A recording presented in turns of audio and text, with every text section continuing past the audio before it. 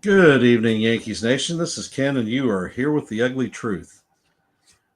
Tonight, we're going to run a little bit of a stream. Going to be doing the Guardians versus the Yankees pre-series review. We face off against them starting tomorrow evening at 7:05. Hey, Steele, how's it going, brother? Welcome, Jason or Jacob and Mario.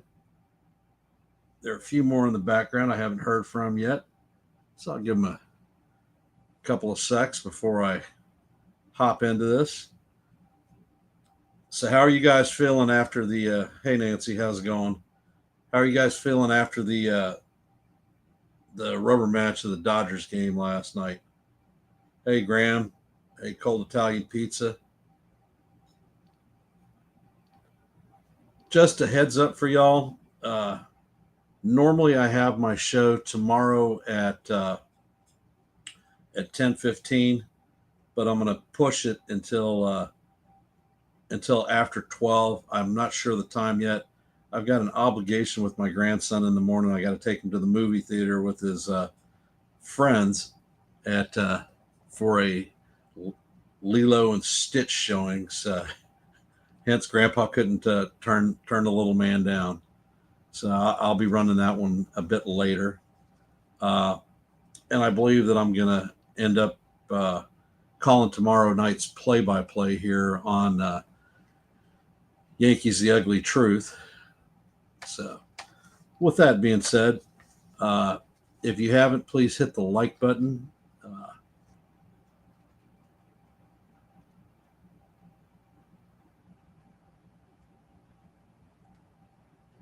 All right. And let's see. Still, I wish the greatest of luck to the Yankees because I'm a Royals fan and we don't like the Guardians. Well, still, we will try to oblige you on that one with a good old fashioned butt whooping of the Guardians this week. All right, we have a 3-game set. Game one is going to feature Tanner Beebe versus Carlos Rodon. Game two is going to be Luis Ortiz versus Clark Schmidt. And then game three is going to be Slade Ciccone versus Max Fried. Hey, Jonathan. The Guardians on the season are 32-26, and they're in second place in the NL Central. They're 6 games behind the Tigers and are currently holding the first AL wildcard spot. In the past 10 games, the Guardians are 6-4 and are on a 1-game winning streak. When they have faced teams that are have a greater than 500 record this season, they are 19-15. It's respectable. Their run differential is a negative 16. So they are being outscored by a ton. The Guardians' road record is an even 500, 15-15, and their home record is a 17-11. So that's respectable. In the 19th series for this season, the Guardians are 11-8. I'm not going to go through their whole count. I'm just going to talk about the month of May. In the month of May, they are 5-4. They have wins against teams like the Jays, the Nationals, the Brewers, the Tigers, and the Angels. They have series losses to the Phillies, the Reds, the Twins, and the Dodgers. So they've lost against some very top flight teams that have been running a very good season thus far.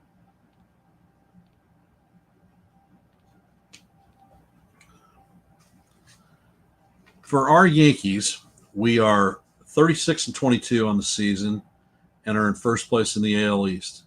We have a 5.5 game lead over the Blue Jays and are on currently a 1-game winning streak. Haha.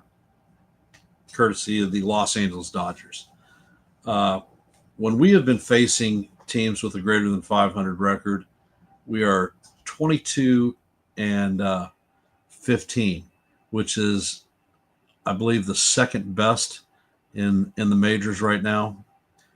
Uh, the Yankees season series record is 12 and 7, and for the month of May, the Yankees series record is 7 and 2. We have wins against the Padres, the A's, the Mariners, the Mets, the Rangers, the Rockies, and the Angels.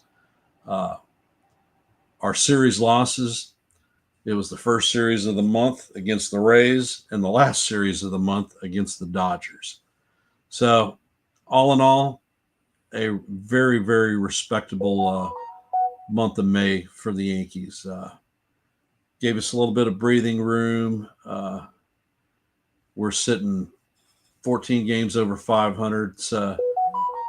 Next benchmark is going to be 20 over 500. And with our schedule for the month of June, it looks like I think that we're going to be able to reach that milestone.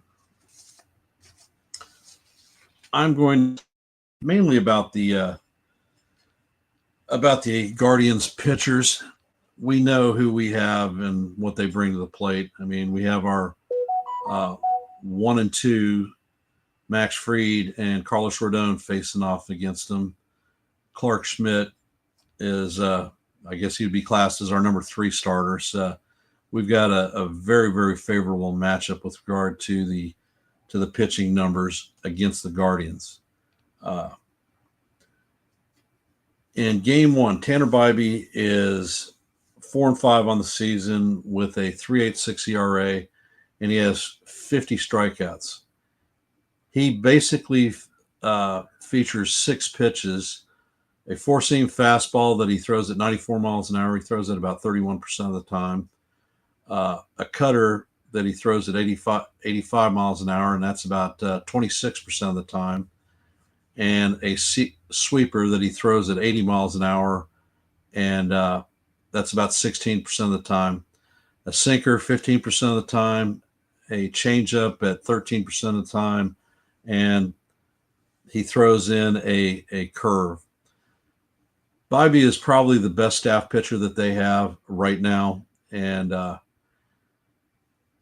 he has a real good run rate on his breaking pitches.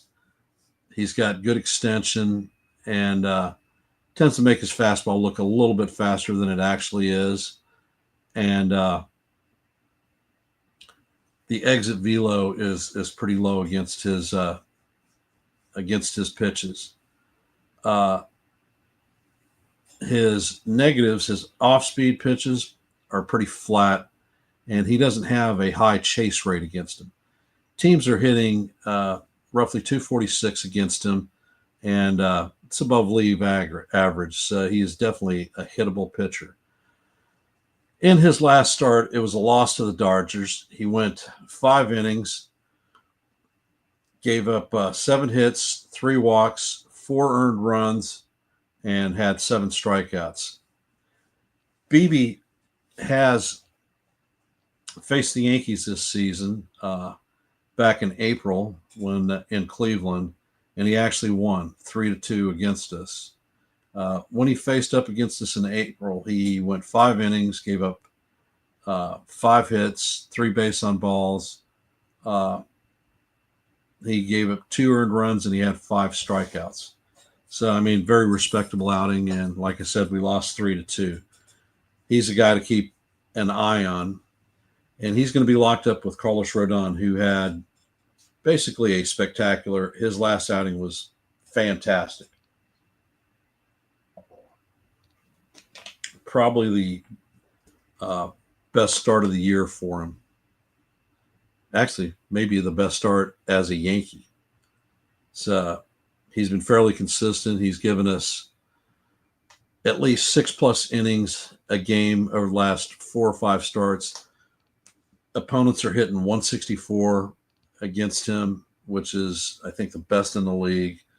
He's averaging 7+ strikeouts a game. So I'm not expecting much different against the Guardians. I think that he will fare very well against them. In our Game 2 matchup, they have a young pitcher by the name of Luis L. Ortiz. He's 2-6 on the season, and he has a 4.4 ERA and 64 strikeouts. So he's the high strikeout rate guy for them. He features 5 pitches, a 4-seamer at 96 miles an hour. He throws that over 30% of the time. A slider at 85% of the time that is thrown 85 miles per hour at 26% of the time. Then he shuffles in a sinker, a cutter, and a change. His plus attributes, he has a high ground ball rate, a high whiff rate, a high strikeout rate, and his fastball velo is tops in the league. He also, his negative attributes is he has a very high walk rate. He tends to have a hard hit rate. People tend to barrel his pitches up, and the exit velocity on his pitches is very high. So, hence, throws hard, fast, and flat. So, hence, he is a very hittable pitcher. And he has not faced up against us. In his last outing, it was a no decision against the Nationals. He went 5 1/3 innings, had 5 hits, 3 walks,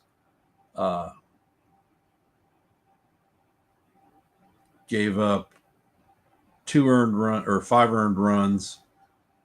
He gave up 1 homer, and he had 4 strikeouts.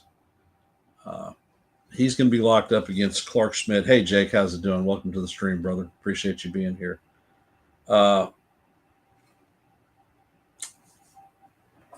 He's the type of pitcher that the Yankees tend to victimize. Yankees hit fastball pitchers generally very well, especially if they don't have movement on the ball.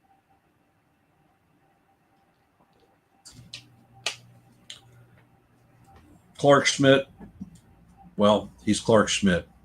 We'll get 5 to 6 innings out of him, and the bullpen will have to carry the load, but I think our bats are going to make the difference in that one. In the rubber game of the series, the Guardians are going to be bringing in Slade Cecconi. Cecconi is 1-1 on the season. He has a 5.28 ERA and 17 strikeouts. He was acquired by the Guardians in the Josh Naylor trade. I think that he was the feature player. Cecconi in the Diamondback organization was one of their touted prospects, and didn't think that he was major league ready, but apparently the Guardians did, and they've brought him up.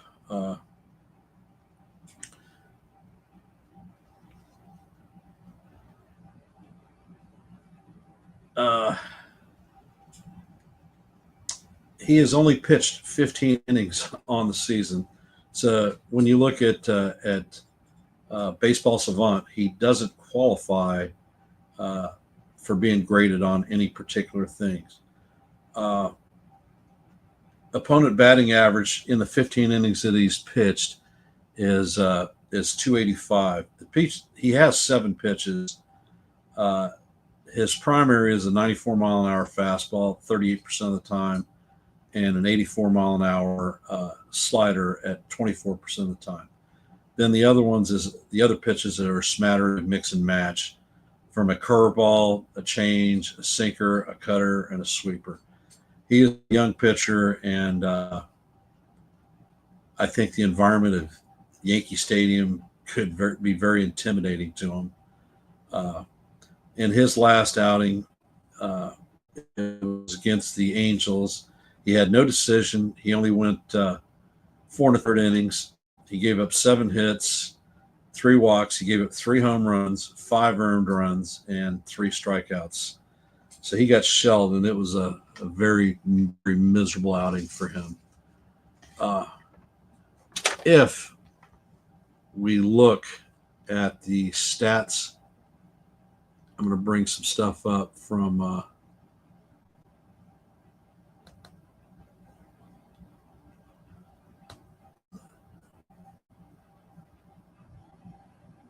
if we look at the team ranks, looking at ERA, they are at a 4.06 ERA on the season, ranked 21st in the league. They've given up 16 home runs, 18th in the league, 139 WHIP, 24th in the league, and batting average against is a 253, which is extremely high, 21st in the league. So their entire pitching side of the house is in the lower 10, 15, 10 to 15% of the league. Not very good. When we look at their hitting stats, they are hitting 234 on the season, 24th in baseball. They've got 235 runs, 21st in the season or in the league. They've got 61 home runs, 15th in the league. On base percentage of 308, 22nd in the league, and slug is 380, 22nd in the league. So that basically their numbers are just not great. On paper, this is a team that the Yankees should utterly destroy. When we look at their team leaders, there are two people that strike panic into me every time we face them, and they always do well against us. Jose Ramirez is the first. He's hitting 327 on the season. He's got 27 home runs or 11 home runs and 29 RBIs. He's basically leading the team in freaking every offensive category. The other guy that is always on base and is a pain in the butt is Stephen Kwan, and he's following up with a 313 batting average. Very, very respectable. When we go down the board, they've got Carlos Santana and Kyle Manzardo that both have pop in their bats, and they're second and third on the team for home runs, and once again they're second and third for RBIs. Jose Ramirez is basically the man in Cleveland. The pitching numbers, they've got Gavin Williams with 5 wins, BB with 4, Heron and Clase also with 4. Gavin Williams leads the team in the ERA. BB follows second. Ortiz is not even close. And Williams leads in strikeouts, but we won't be facing him. Ortiz is second. BB is third. So we've got a couple of their team strikeout leaders there. So hence, hey FJ, Jake. So hence, they are on paper not a very good team. And I'm going to bring our stats up real quick, and then I'm going to open the panel up.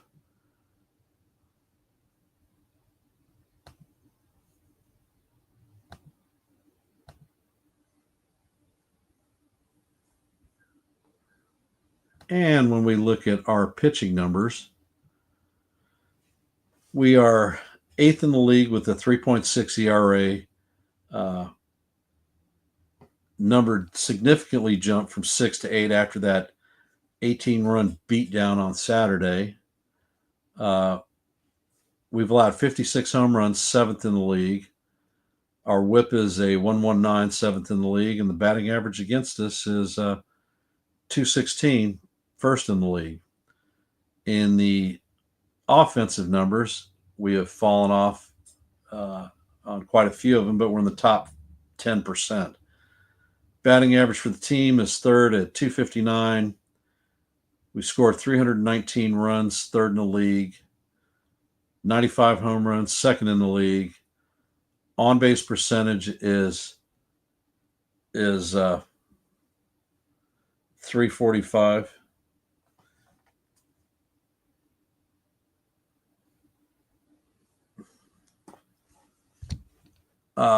And our slug is a 468, and we're second in the league.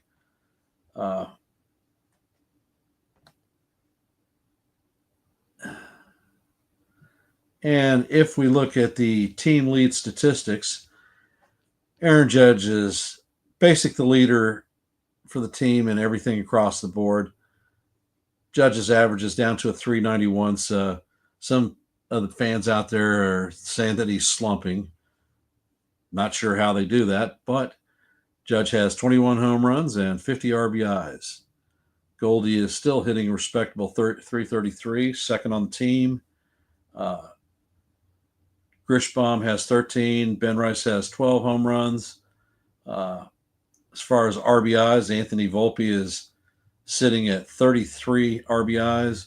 Bellinger and Wells at 32. So, and we look at pitching. Max Fried, Carlos Rodon locked up at 7 wins apiece. Max Fried and Rodon, respectively, 192, 260 ERA. Rodon, 90 strikeouts. Fried, 70 strikeouts. Warren, 69. So, all in all, very, very good numbers. Even though Warren did get his head kicked in on Saturday. And that is my rough shot pre-series review for the Guardians and the Yankees. On paper, the two teams don't stack up, but there's a reason that we play the games.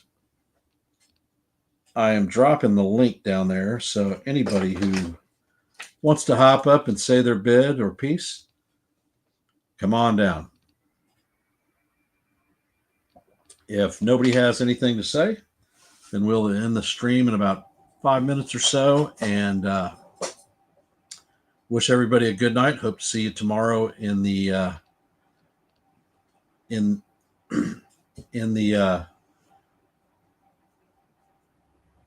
Tuesday show, and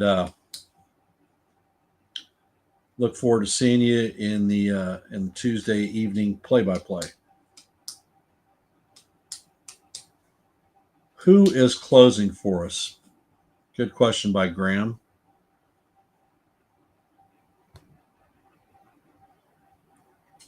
If I was to take an educated guess, with Fernando Cruz coming back, I think that he may be the closer.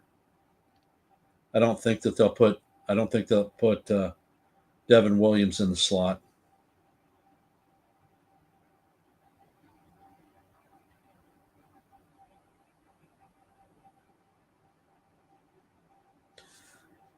I have been checking cold about both Martian and Dreamweaver, and they haven't indicated that they're being placed on the IL. Feeling a twinge in the hamstring, that's very, very nondescript. So I'm not sure exactly how serious that is. And the contusion to Dominguez's hand, a little bit more of a concern, but I don't think it's something that's going to end up putting him on the IL. Cruz back for tomorrow's game, and we should get Jazz Chisholm back for tomorrow's game also.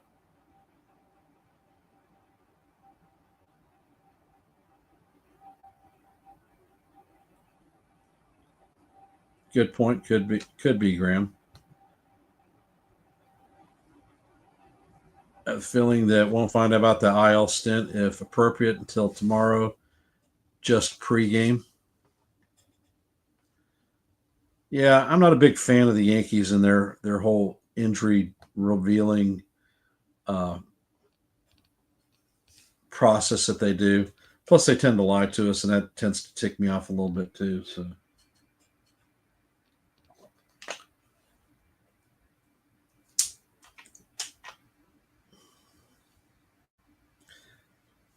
So, any thoughts, comments, feelings?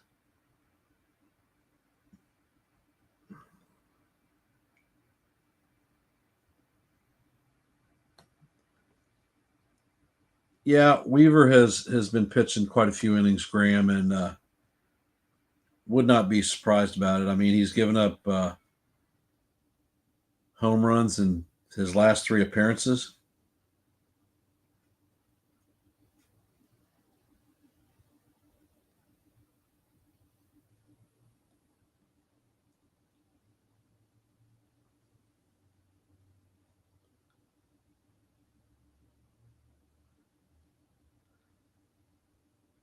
All right.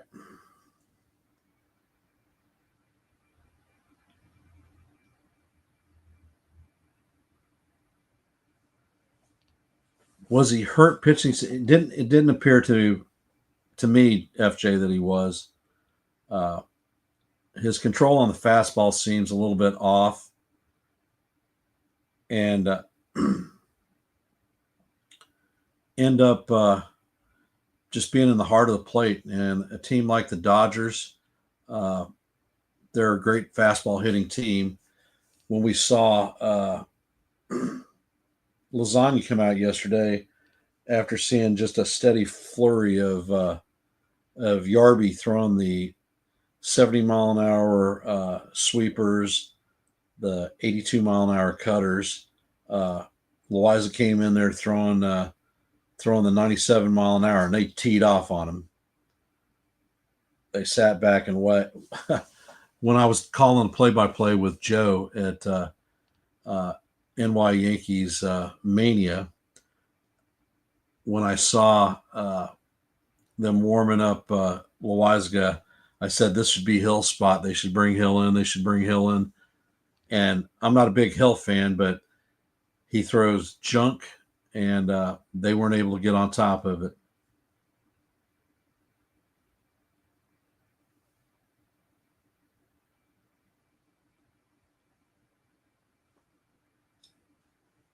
Okay. Graham, Weaver isn't a big human being physically, and overuse, in my humble opinion, will get to him quicker than bigger dudes. I think so too.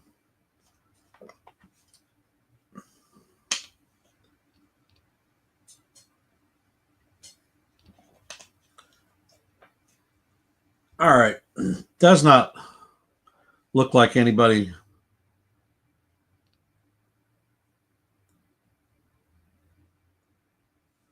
All right. Good comment from Cold Italian Pizza. Yankees and Dodgers are alike. They seem to hit the hard throwers and have a problem with off speed pitchers. Yeah. And the thing with the Dodgers, too, is they are really good at plate discipline.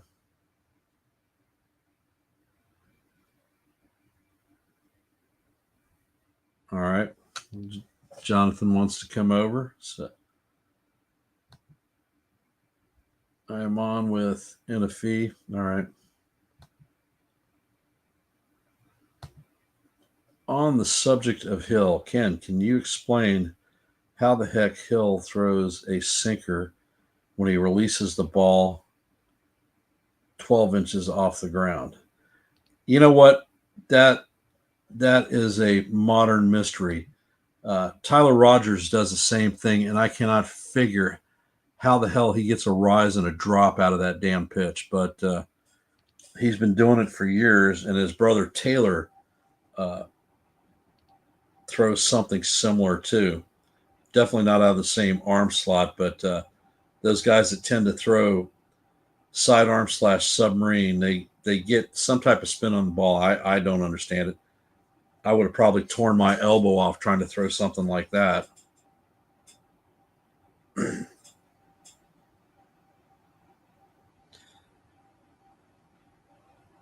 I think the game plan for yesterday was pretty solid, and that's why I thought they brought Cookie Carrasco up to the team in the event that we needed more innings out of the bullpen. He was somebody who could eat some innings and threw the same kind of junk that uh, Yarbrough does. I sat down. I did something interesting. I tracked Yarborough's numbers versus all the number 5 starters in baseball, and he actually has he is the number one fifth starter in baseball, which is sort of an oxymoron.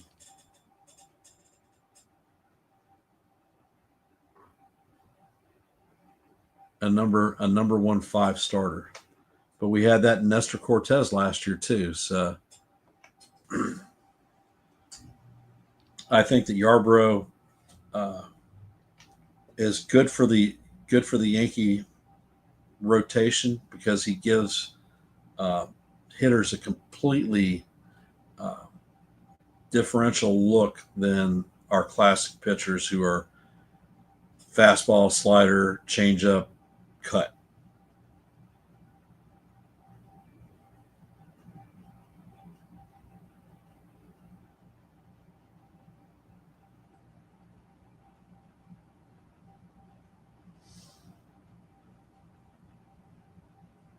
Any more questions, comments from you folks out there?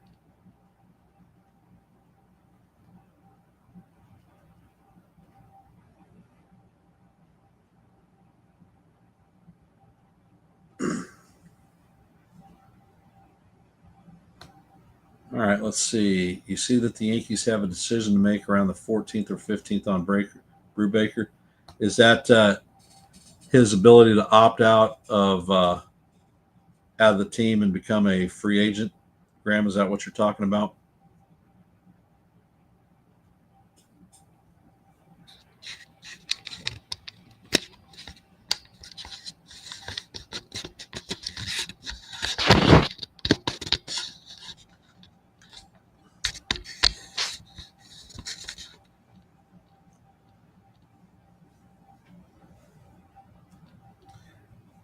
Yeah, Graham.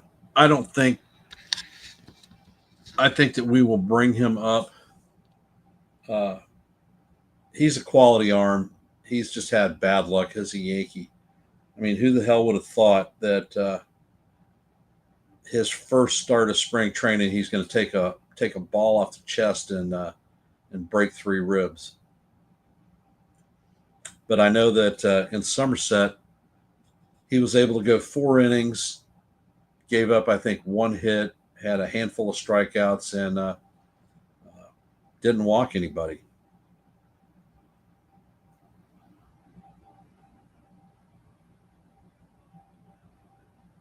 I think that if Brewbreaker is brought up, uh, De Los Santos may end up going back down.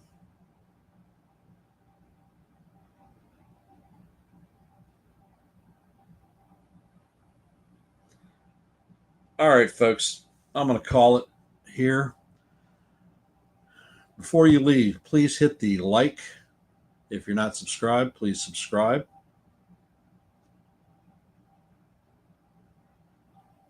Okay, if he's back down, then is Hedrick still back up with us? If he is, I think he'll be the corresponding going down move. uh, Hit the like if you're not subscribed.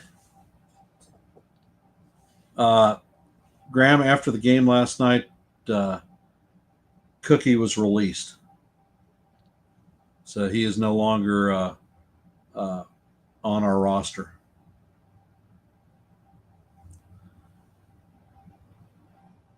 If you are not subscribed, please share this channel out with anybody that you think may find value. I believe I checked the numbers,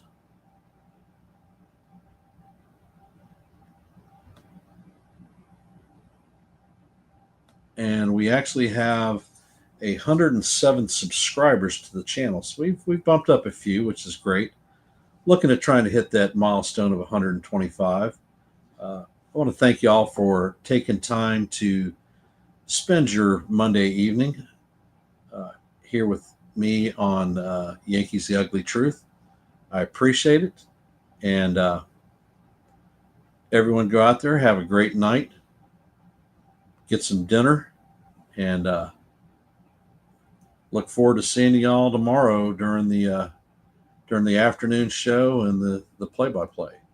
And I will end with my customary "Let's go Yankees." And we will see you in the funny papers. Have a great night.